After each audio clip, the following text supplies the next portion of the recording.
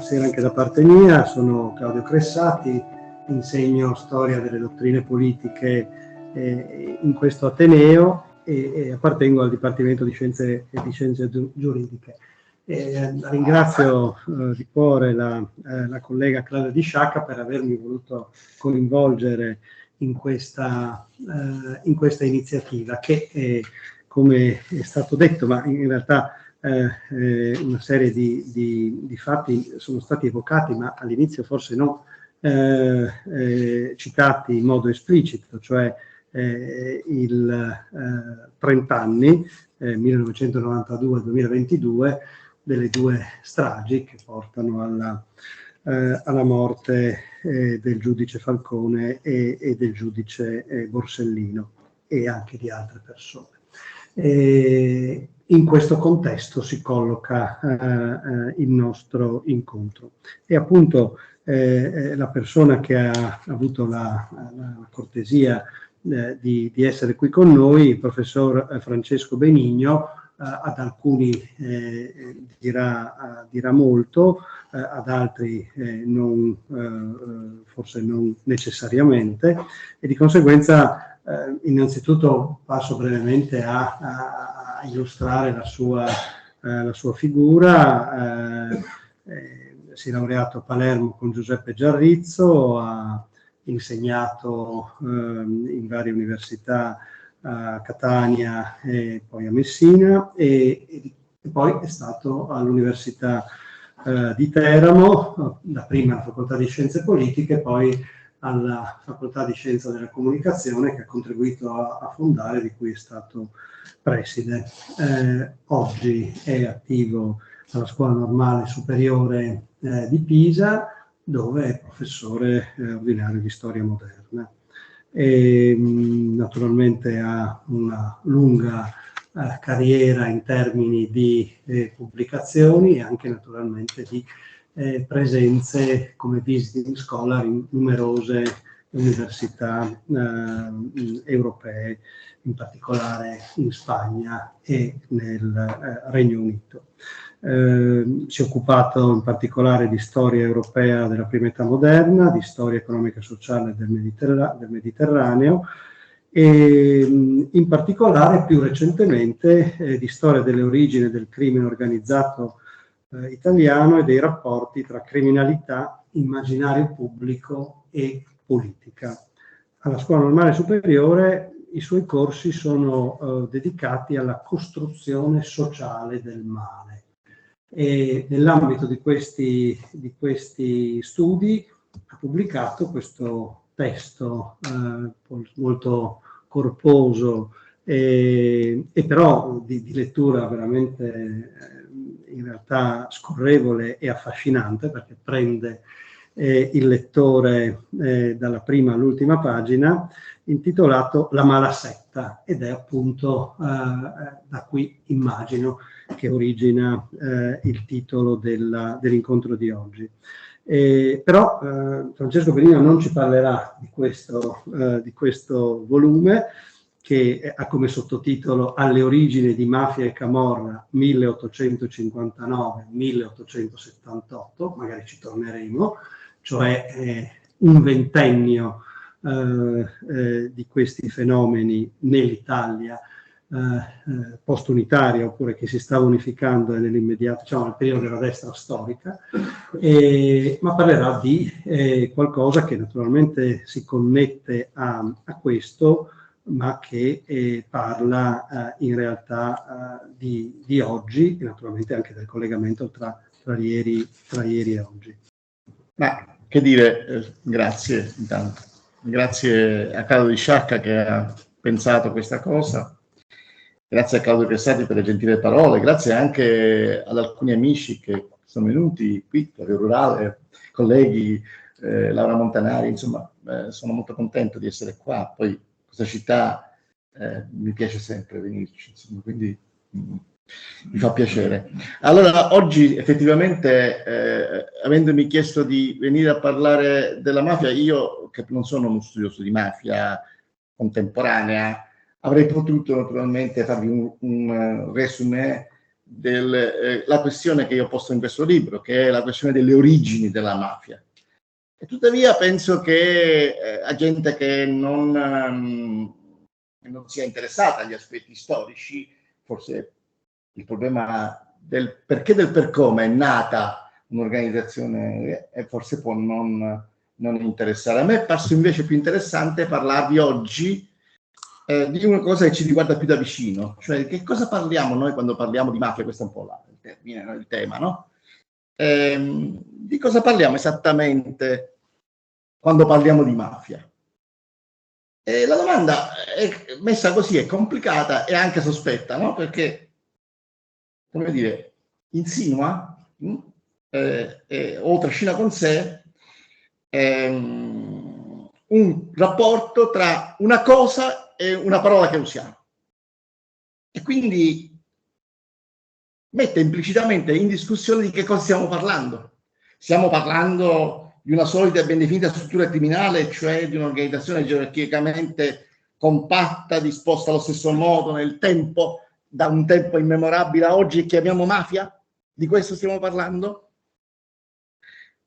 Io allora mi piaceva citare così, per cominciare, la nota precisazione fatta da Tommaso Buscetta a Giovanni Falcone proprio all'inizio delle sue dichiarazioni del 1984, dichiarazioni che sono alla base del maxi processo che è stato evocato, insomma, no? Quella in cui sosteneva che il termine realmente in uso a quel tempo tra i mafiosi, insomma, non era quella di mafiosi per loro, ma di uomini d'onore intanto.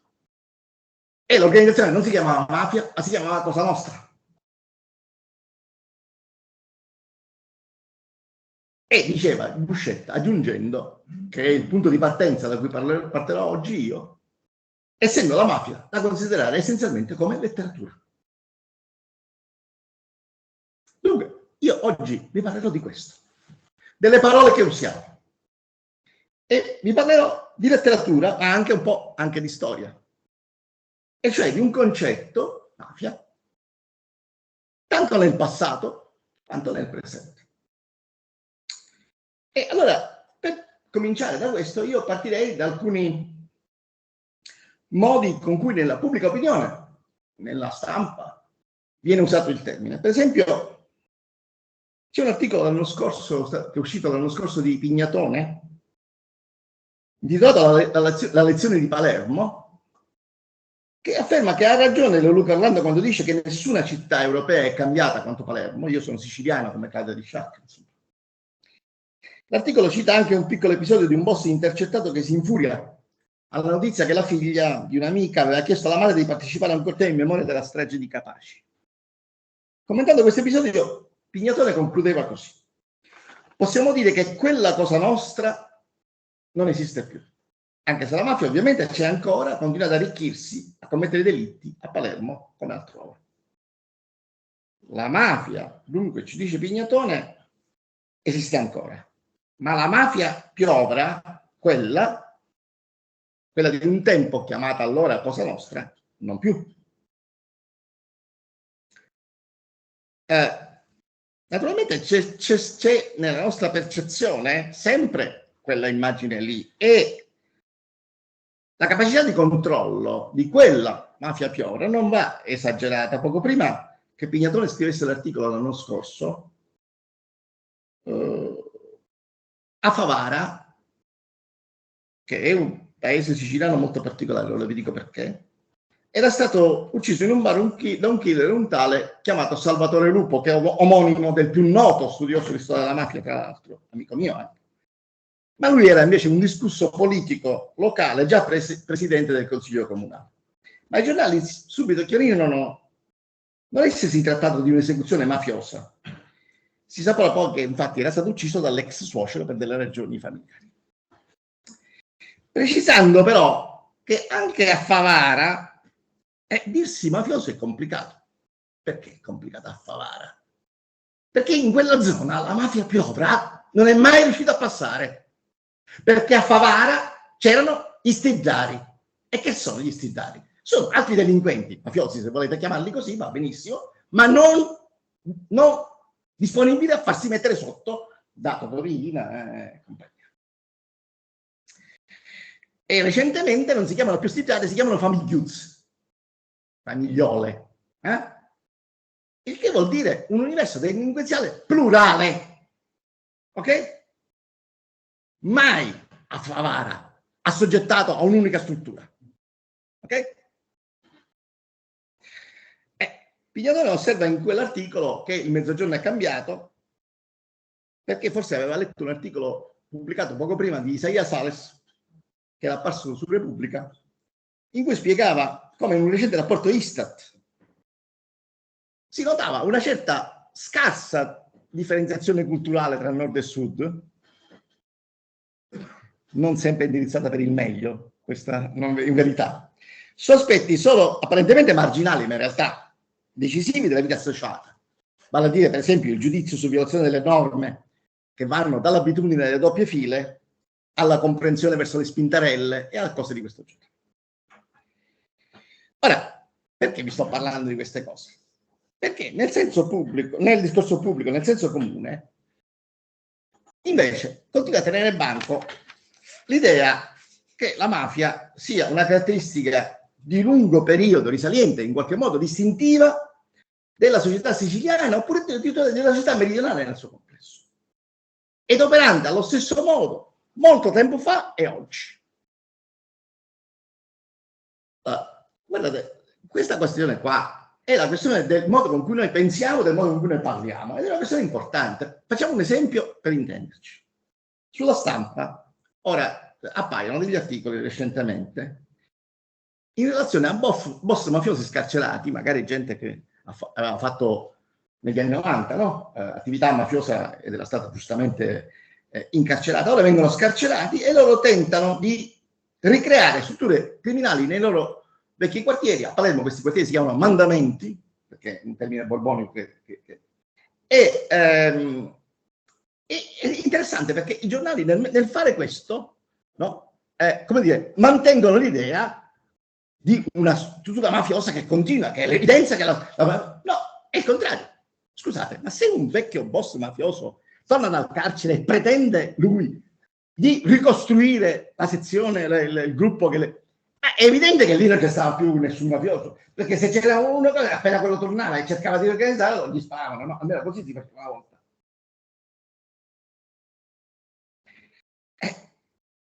Io penso che da tutto ciò discenda una considerazione forse un po' ovvia, ma che conviene riprendere. Quello che è al centro dell'attenzione qua non è la questione della nascita reale di organizzazioni criminali concretamente esistenti, ma un'attribuzione di responsabilità. Le mafie al plurale, intendendo anche la camorra, l''ndrangheta, come mali atavici che marcano, o forse è meglio dire macchiano, la cultura e la mentalità della gente del Mezzogiorno. Mali atavici che ne spiegano in qualche modo, ne giustificano l'arretratezza. Guardate, c'è una famosa leggenda che Roberto Saviano ha portato in televisione, facendo vedere addirittura con delle illustrazioni. Quella di 3 figuri chiamati Osso, Mastrosso e Carcagnosso, venuti dalla Spagna a radicare in Italia il modello della setta criminale. Queste radici leggendarie, è una leggenda nata nell'Ottocento, quindi molto tardi, e di senso comune, sono passate nella pubblica opinione, ma badate, sono passate anche nella criminalità. Perché quando si fanno i discorsi, questi non riguardano soltanto noi e non loro.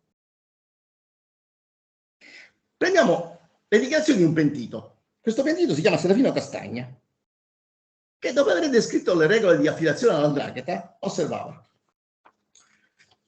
più che queste regole, però, mi piacevano le storie che parlavano della nostra onorata società, delle sue glorie passate, delle sue origini. Pietro Paoli mi parlava spesso di Rinaldo, del castello di Montalbano, di Fiorentino della Roccasecca, di Rizio dell'Aquila, che erano stati i nostri antenati, e di 3 famosi cavalieri, il cui nome ricorreva nelle formule Osso, Mastrosso e Carcagnosso, che avevano dedicato la vita alla diffusione della mafia nelle terre dello Stato napoletano. Allora, i discorsi che noi facciamo non sono i nostri discorsi, sono anche i loro discorsi. Più in generale, come mi è accaduto dimostrare, la camorra, antecedente alla mafia, e nella sua lettura, è stata nella sua lettura essenzialmente una interpretazione letteraria, un modello letterario di cui sono state ricostruite le radici, che risalgono a un racconto famoso di Miguel de Cervantes, addirittura uno dei più grandi scrittori spagnoli, che aveva scritto Rinconete y Cortadillo, in cui parlava della setta di Monopodio nel barrio di Triana. Sapete cos'è Triana? Non so chi di voi è stato a Siviglia. Siviglia c'è una città bella, storica, eccetera. Di fronte c'è un quartiere malfamato, oggi non più, perché la movida anche a Triana ha fatto sì che non... Vabbè, però c'era questa doppia città, no? La città, come dire, nobile, poi lì c'è la piazza con il municipio, con la cattedrale, e poi di fronte c'era il quartiere proprio.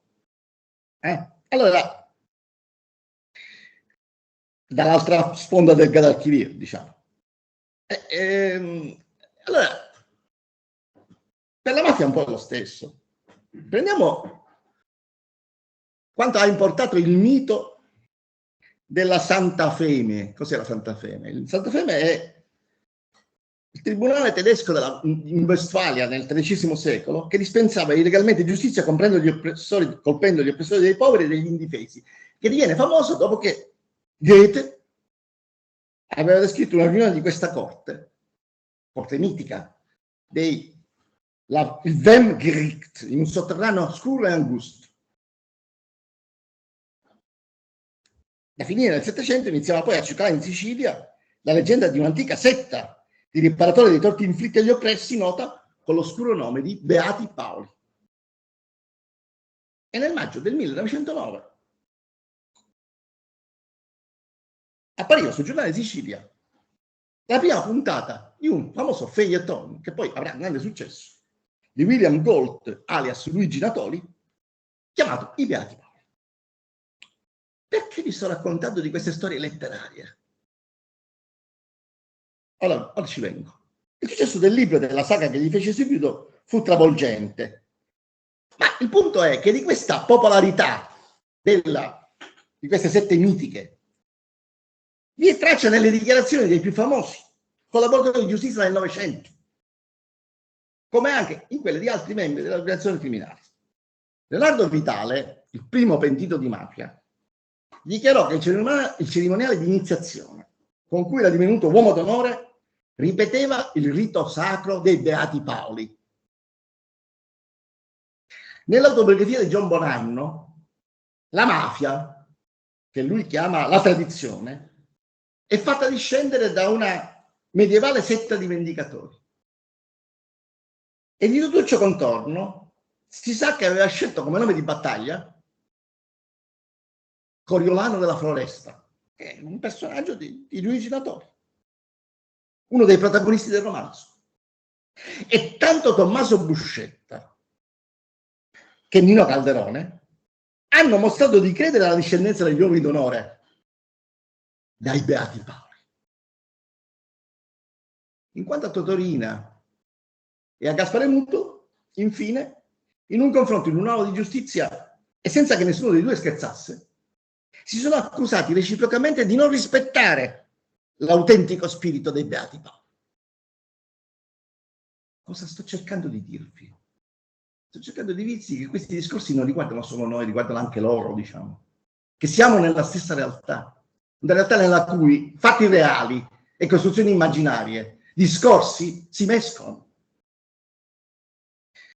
Il discorso letterario sulla mafia e sulle sue origini non è dunque solo una caratterizzazione della pubblica opinione, ma nell'esserlo diventa anche una lettura, una possibilità di interpretazione della realtà fatta propria dai soggetti criminali.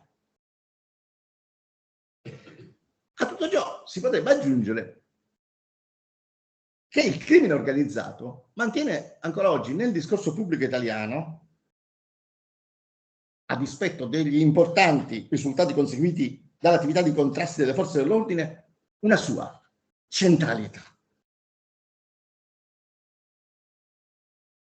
Questo perché, al di là del dubbio rilievo criminale, talora indubbiamente assai spiccato, no? Di gruppi e bande variamente in azione nel territorio nazionale, la parola mafia è più di tutto questo. Perché figura nel discorso pubblico come una sorta di incarnazione del male collettivo. Nell'evocare oscure realtà criminose, ci si fa riferimento a una ampia e diffusa serie di comportamenti antisociali collegati: il clientelismo, la corruzione, il malaffare, no? E tutto ciò svolge la funzione di elementari contrassegni dell'immaginario sociale, che ha bisogno di identificare il male. Per dirla con un sociologo americano, Jeffrey Alexander, tutto ciò fa parte di quei codici inconsci che organizzano l'intellegibilità della vita comune, essendo continuamente prodotti e riprodotti nella dinamica dell'interazione sociale tra di noi. Sono in pratica termini bandiera che consentono all'individuo di orientarsi e di schierarsi in un paesaggio sociale articolato da un dispositivo di polarizzazione etica. Là c'è l'alto e qua c'è il basso. Là c'è il buono e qua c'è il cattivo, che permette di distinguere la salvezza dalla perdizione, la pulizia dalla sporcizia morale, la civiltà dalle barbarie. È per questo che c'è nel discorso della pubblica opinione, e al di là ovviamente del profilo giuridico, no? Un uso di termini come mafia o come camorra anche, un utilizzo slargato, quasi onnicomprensivo, che contrasta anche con il rifiuto degli stessi soggetti che quelle parole dovrebbero rappresentare a usarle. Ho detto già di Buscetta, no? Prima. No, noi non lo usiamo, noi siamo là. Ma occorre forse rammentare che Roberto Saviano ha sostenuto correttamente nel famoso romanzo Gomorra, perché forse bisognerebbe ricordare che Gomorra è un romanzo, non è la descrizione della camorra, e che la serie televisiva che nasce è una serie basata su romanzesca, non è quella. Che i cosiddetti camorristi, dice Saviano giustamente, evitano di utilizzare l'abusato appunto termine camorra, preferendo di quale termine? Sistema.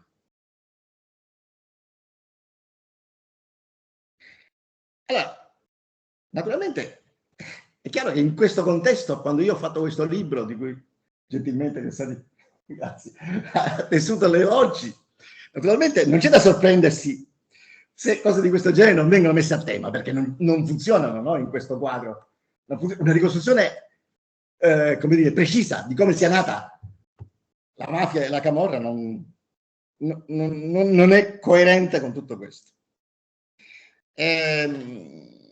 Anche se in teoria tutti quanti sono d'accordo, se glielo domandi, che sapere come un fenomeno sociale è nato ha una certa sua importanza, no? Però poi concretamente se non funziona non... E quindi rimane che c'è un discorso pubblico, non sto parlando ovviamente dei profili giuridici, un discorso pubblico, che è una sorta di campo aperto all'invenzione, quando non alla mitologia. E nel caso specifico la questione delle origini si è trasformata in un problema di essenza, con tratti quasi metafisici, dando origini della camorra, per esempio, della camorra o dell''ndrangheta al XIV secolo, della mafia a tempi immemorabili. Qualche anno fa, anche queste cose poi diventano delle cose che nel discorso pubblico hanno anche un'incidenza. Il presidente della commissione parlamentare antimafia dell'epoca, Rosy Bindi, missione a Napoli, nel settembre del 2015, è arrivato ad affermare in televisione che la camorra è un dato costitutivo della città partenopea. Stiamo attenti. Salvo poi rettificare in parte l'affermazione a seguito delle notute proteste sopravvenute, in particolare le dichiarazioni del procuratore capo Giovanni Colangelo, protagonista delle inchieste sui clan dei Casalesi, che aveva osservato che la camorra non è nel DNA dei napoletani. E allora, nel negare di avere mai parlato di camorra come parte del codice genetico partenopeo, Bindi ribadiva tuttavia che esso è elemento costitutivo, guardate, elemento costitutivo di una società e della storia della città. Similmente, una recente sentenza della Corte di Cassazione, bocciando un ricorso della regione siciliana, ha sancito che in un libro di testo per le scuole medie inferiori è lecito affermare che storicamente il potere mafioso ha stabilito nell'isola un clima di violenza che avvelena i rapporti tra la gente, dissangua ogni attività economica e impedisce di governare per il bene della collettività. Quindi la mafia, in un'ipotesi di questo genere, viene ravvisata come la causa all'origine della inciviltà dei rapporti sociali, del sottosviluppo, del malgoverno. Un eccellente capo espiatorio. Perché tutte queste cose, signori, ci sono veramente. C'è veramente il sottosviluppo, c'è veramente il malgoverno, ci sono veramente questi guai. Però mettergli il nome mafia come spiegazione di tutto è una via d'uscita molto facile, perché riguarda loro, non noi. Loro, i mafiosi. No, ahimè, temo che il malgoverno e il sottosviluppo riguardi noi, non loro. Ma via di più.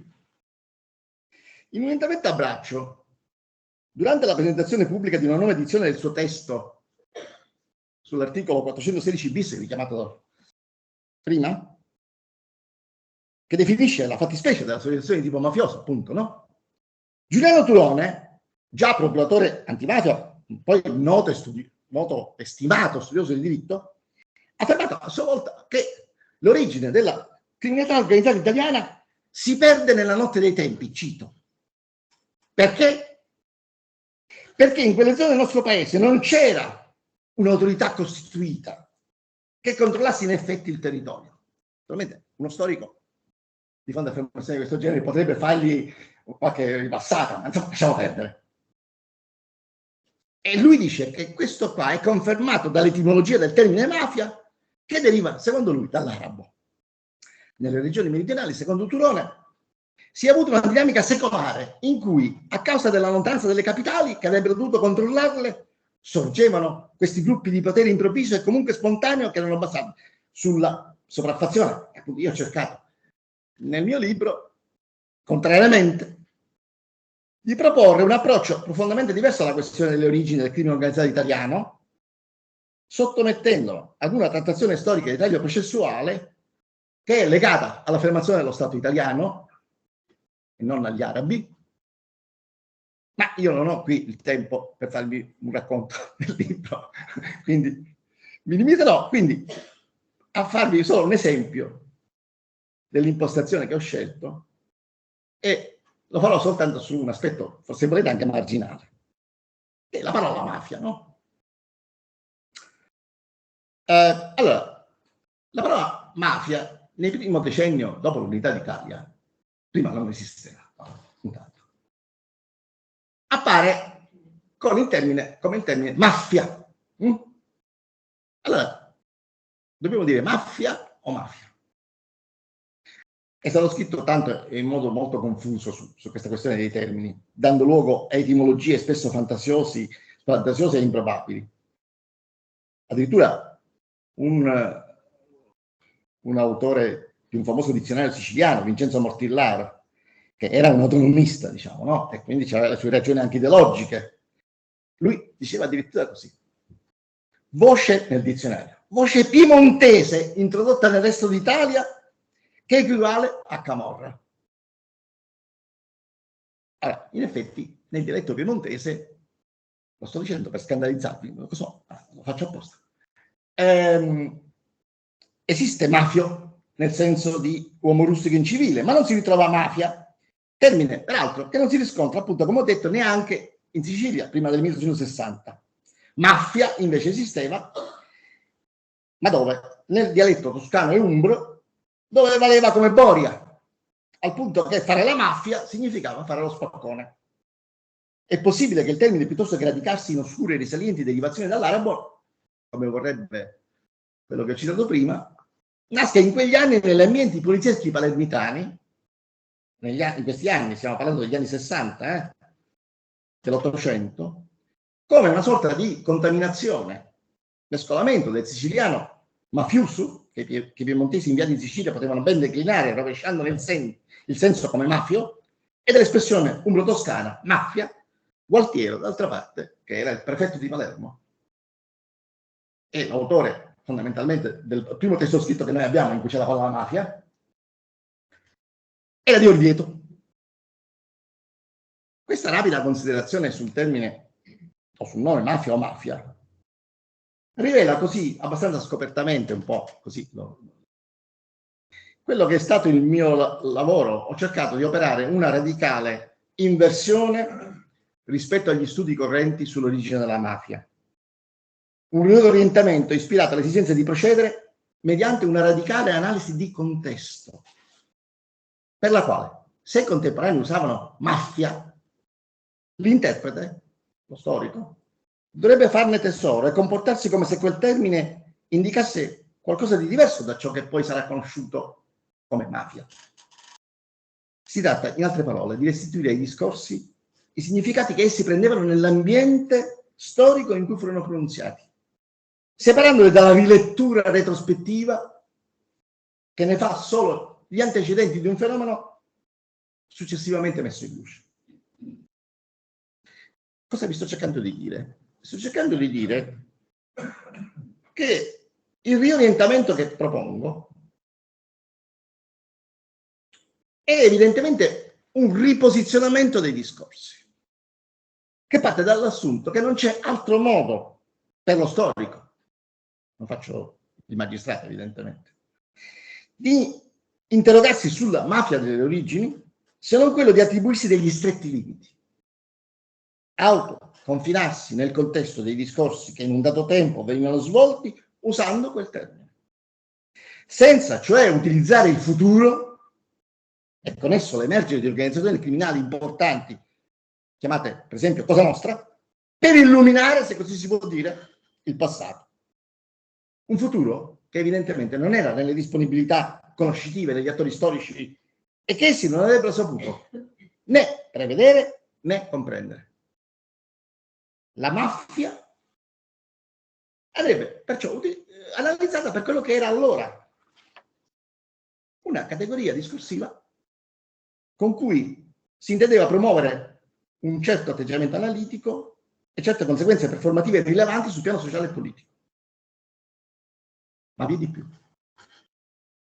Questa impostazione non è solo contestualizzante e discorsiva, ma anche radicalmente storicista.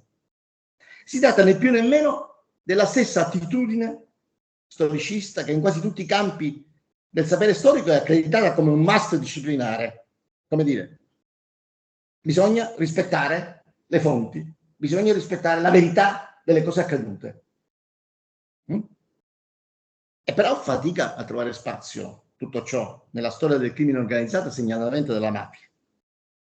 Ciò avviene a causa di un pregiudizio, se volete, di stampo romantico, che soggiace implicitamente nel fondo delle nostre concezioni, come se fosse un relitto sul fondo del mare, un dato implicito, quasi inconscio, e però sottilmente influente, e in qualche caso a tutt'oggi operante. E cioè, che cos'è questo residuo romantico? L'idea che i criminali siano un mondo a parte, un altro popolo, radicalmente altri da noi, figli di criminali magari, una razza diversa. Ora, questo pregiudizio antico è un'idea che nasce in un momento storico preciso, negli anni 20 dell'Ottocento. E questa idea è quella appunto dei criminali che fanno un'entità a sé stante, popolo a parte, e come tutti i popoli ne possiedono romanticamente le stigmate. Hanno cioè tradizioni, costumi, inclinazioni proprie e anche una lingua propria, l'argot, dicono i francesi, un dialetto speciale che li contraddistingue, con cui si parlano. Perché? Perché sono un popolo, sono loro, non siamo noi. È così? È davvero così? Io penso che sia necessario assumere un diverso uso e punto di vista sul passato, che poi è anche un diverso punto di vista sul presente, se vogliamo, incentrato sulla consapevolezza che non è possibile analizzare il crimine organizzato a prescindere dai discorsi che si fanno su di esso. Discorsi giuridici, certo, però anche in senso lato discorsi culturali. Tanto più che, come ho cercato di mostrare nel libro, le identità criminali non sono date come tali sin da epoche remote, vaghe e smarrite nel tempo. Perché alla domanda quando è nata la mafia, le risposte sono le più varie e le più ambigue, come già vi ho detto in alcuni casi, ma si sviluppano in precisi contesti storici attraverso processi di identificazione e di repressione che le strutturano e le riproducono. Insomma, detto in altre parole, io penso che occorra superare la visione che tende a ridurre, a ritenere i criminali fondamentalmente sempre simili a se stessi, e cioè alla tipizzazione degli stessi prodottasi nel tempo, e viceversa l'intenderli come soggetti per cui le ragioni dell'identità di lungo periodo, in questo senso, prevalgono su quelle del mutamento, delineando un'appartenenza criminale estremamente durevole nei tratti e nei caratteri fondamentali, basata su elementi fissi di riconoscimento. Perché? Perché il rischio di questa visione è quella di relegare i criminali, come ho cercato di dire, in una dimensione separata, differente e opposta a quella del resto della società, intesa la prima come idealtipica, mentre la seconda resterebbe ovviamente soggetta alla società, al divenire, al mutamento, all'evoluzione, alla regressione, in breve alla storia. E perciò a questa società storica i criminali risulterebbero in tale prospettiva non appartenere sino in fondo.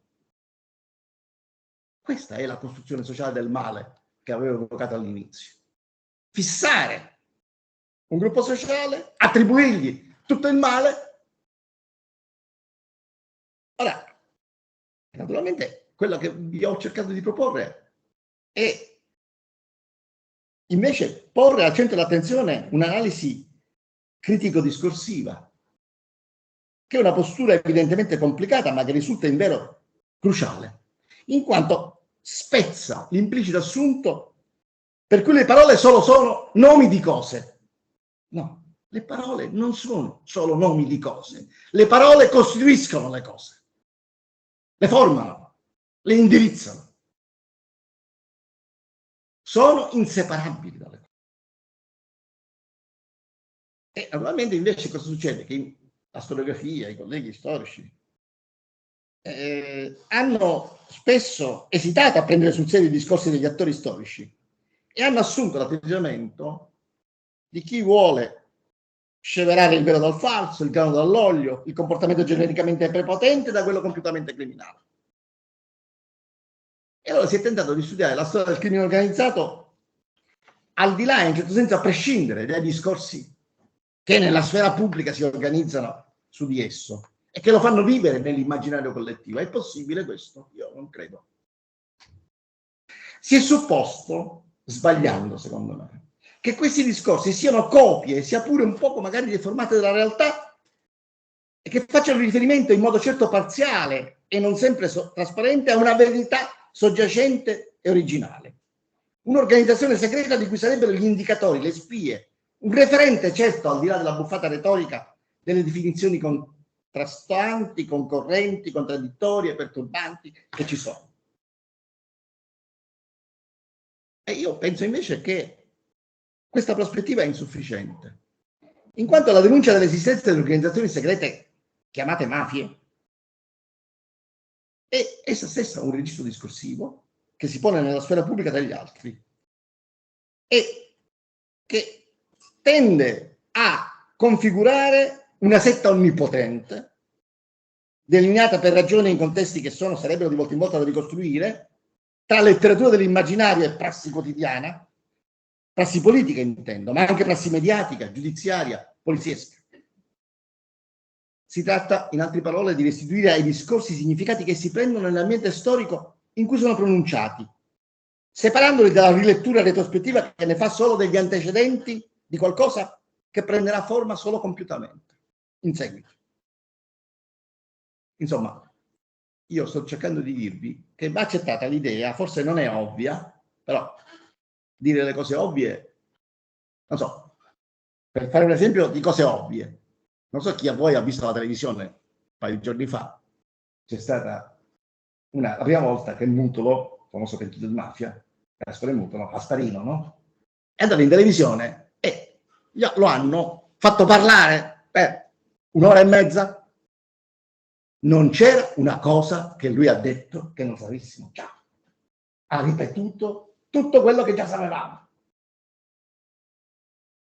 Io credo che evocare nel discorso pubblico la setta dei criminali abbia un valore non meramente denotativo, c'è un significato letterale, ma connotativo, in senso lato, legato cioè a una dimensione metaforica, emotiva, suggestiva, volta a produrre effetti nello spazio pubblico e che perciò può dirsi in qualche modo performativa, destinata a influenzare l'opinione pubblica e le prassi, anche le prassi poliziesche, anche le prassi giudiziarie sono condizionate da tutto questo.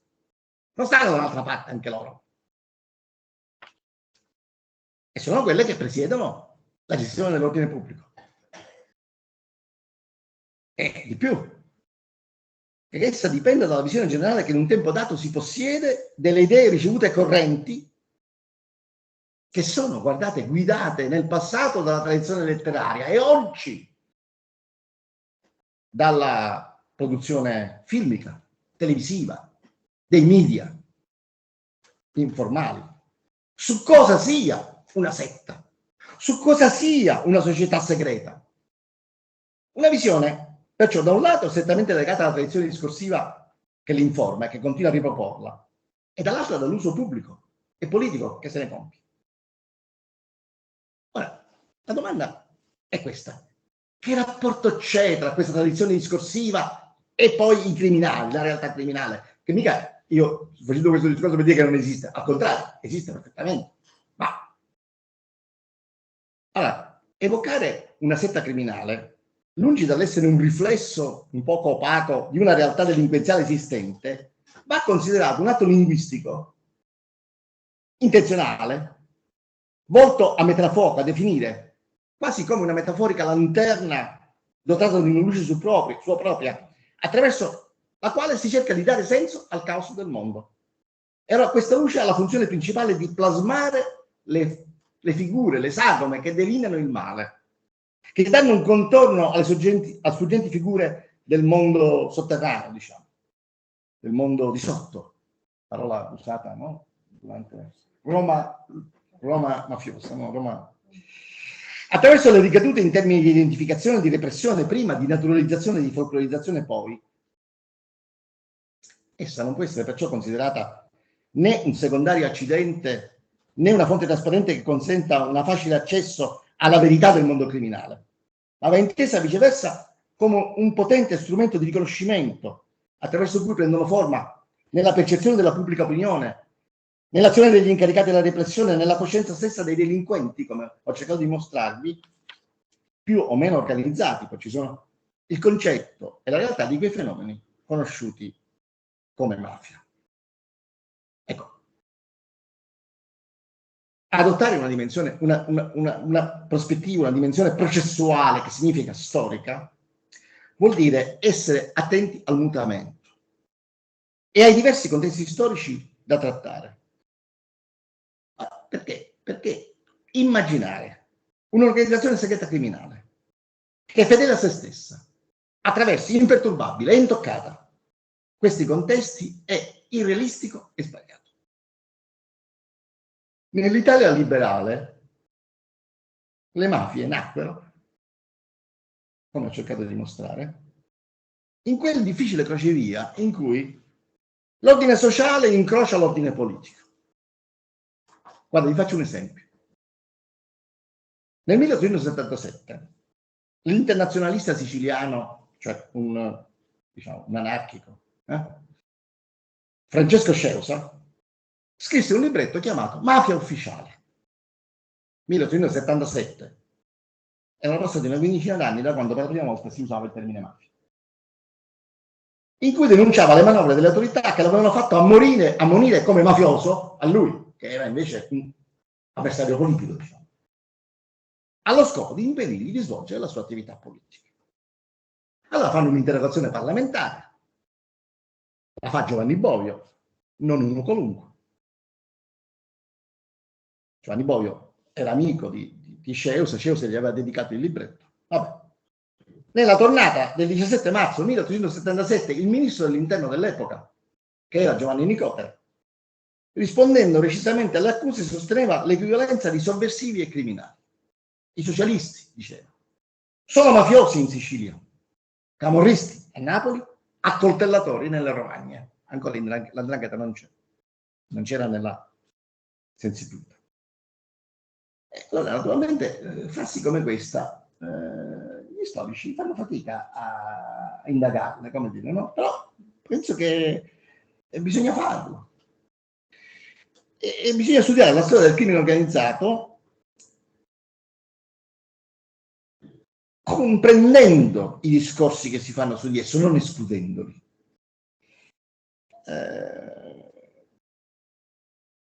Io credo che questo significa fare storia alla stessa maniera come si fanno altre scienze sociali, procedendo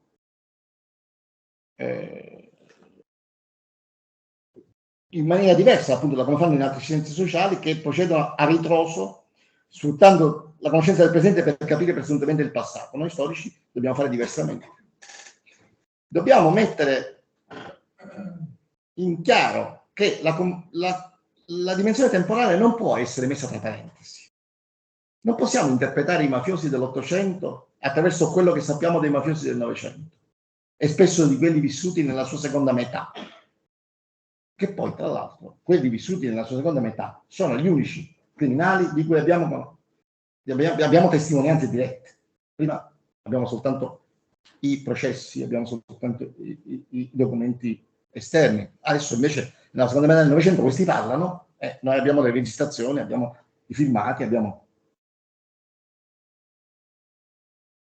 Allora, quello che vi sto proponendo è quella di assumere una posizione per la quale la contaminazione dei discorsi va indagata, anche la loro confusione, se volete, e che non vi è una verità soggiacente e originale che faccia da riferimento ad essi,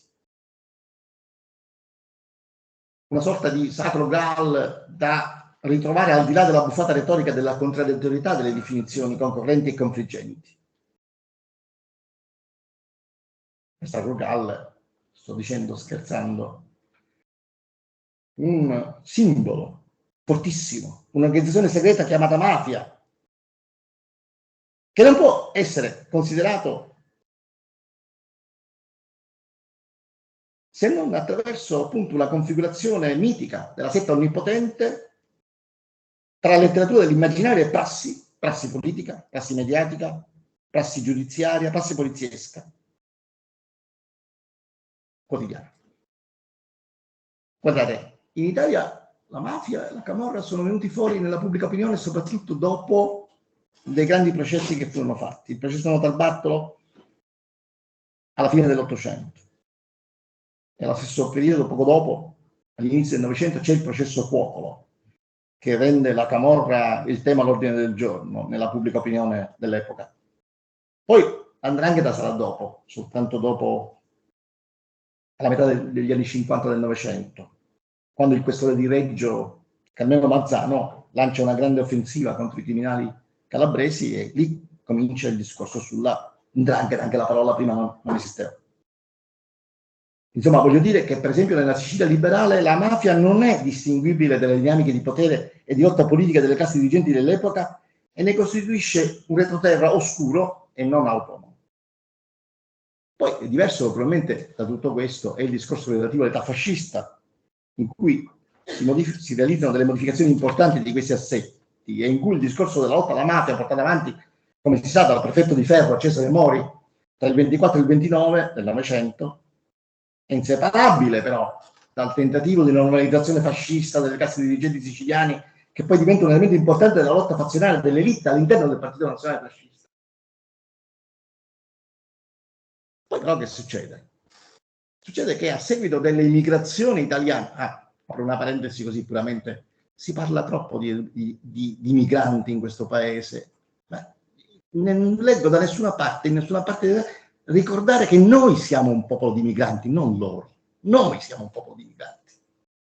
L'Italia si è fatta perché le popolazioni meridionali oppresse dalla miseria sono emigrate, sono andate negli Stati Uniti, in America Latina. Com'è possibile che l'opinione pubblica di questo paese si dimentichi che siamo un paese di migranti, non di ospiti di migranti? Siamo noi un paese di migranti. Non voglio fare politica, però è veramente sconvolgente ai miei occhi. Ce ne sono ancora milioni di italiani, gli hanno anche dato il voto. Non capisco. Vabbè. Allora, diciamo, questo è molto importante anche dalla storia della mafia. Perché?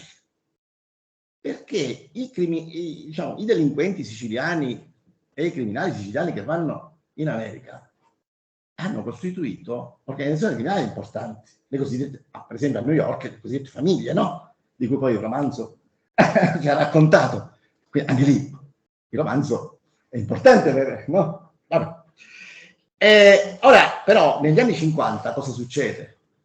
Succede che questi legami, con anche il diverso modalità dei mezzi di trasporto, che poi sono una cosa banale, ma prima ci volevano le navi, ci volevano 15 giorni per andare in America, poi con l'aereo questi legami si infittiscono. Ci sono molti siciliani che vanno a New York, imparano dagli americani, ritornano in Sicilia portando tecniche criminali apprese, e allora naturalmente i picciotti in cerca di avventura trovano e si crea questo asse.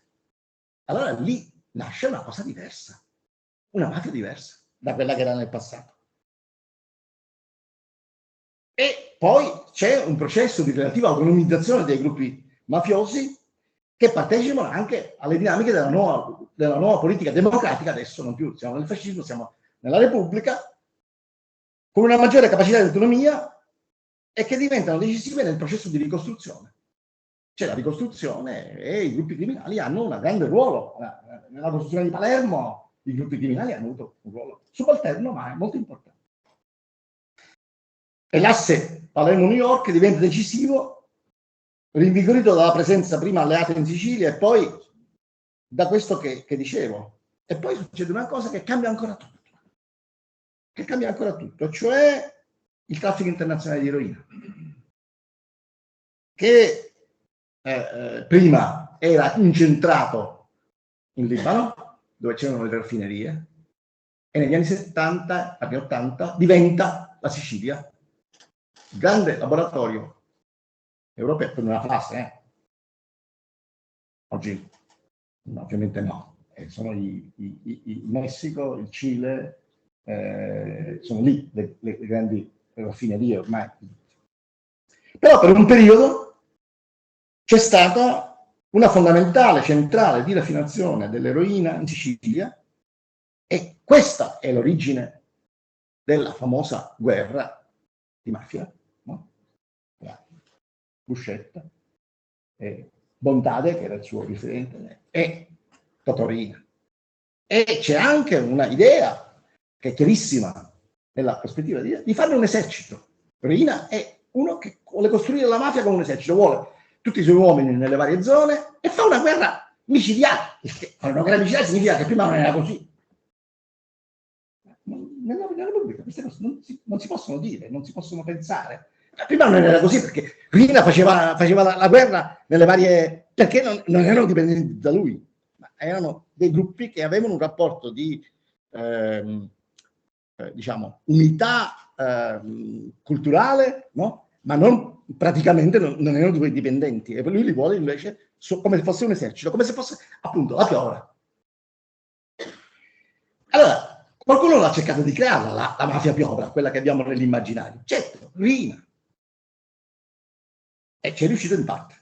Una vera e propria esercito organizzato per via gerarchica, la teorica commissione diventa un ponte di comando in stile militaresco, prima non si riuniva, non c'era, non si sapeva, e dei capi mafiosi che diventano dei sovrintendenti. E guardate, quello è un momento in cui questa stessa cosa cercano di farla, perché hanno anche dei modelli criminali nel mondo che gli permettono di... Anche Raffaele Cutolo dal carcere crea la nuova camorra organizzata e fa anche lui la guerra. E naturalmente fanno la guerra con mezzi potentissimi che gli derivano da questa enorme ricchezza che viene dal traffico di droga. E pensano addirittura di poter fare la guerra allo Stato. Ci provano. Ma questa non è una specificità pazzesca dei mafiosi e dei camorristi. Guardate che in Colombia la guerra allo Stato, i gruppi criminali l'hanno fatta in maniera molto più importante. E naturalmente da tutto questo poi nasce una storia drammatica di cui tutti siamo stati colpiti, no? Io pure mi ricordo dove ero, quando ero a Palermo. Insomma, la nostra vita è segnata dall'uccisione, delle stragi, di cui portiamo una dolorosa memoria e anche una certa soddisfazione della loro sconfitta, perché poi sono stati sconfitti, dovuta a un grande impegno istituzionale, anche civile, di cui anche i siciliani non sono stati soltanto spettatori, ma anche protagonisti. Allora, io penso che oggi, che non siamo più in quel tempo, forse un contributo anche di pensiero, un modo di guardare le cose, forse ci sta oggi. Forse la mafia deve smettere di essere, per quanto riguarda la Sicilia, la camorra per Napoli, diciamo, la grande scusa dei ritardi e dell'incapacità della politica, cioè di tutti noi, dei persistenti problemi economici e sociali, delle difficoltà a costruire una società migliore. Tutto questo lo chiamiamo mafia, ma sapete, anche per questo nel ragionare su di essa abbiamo bisogno di una visione che io direi processuale e aperta. Antonio Gramsci ha scritto una frase che può essere richiamata anche in un senso forse sicuramente diverso da come la intendeva lui. La verità è sempre rivoluzionaria.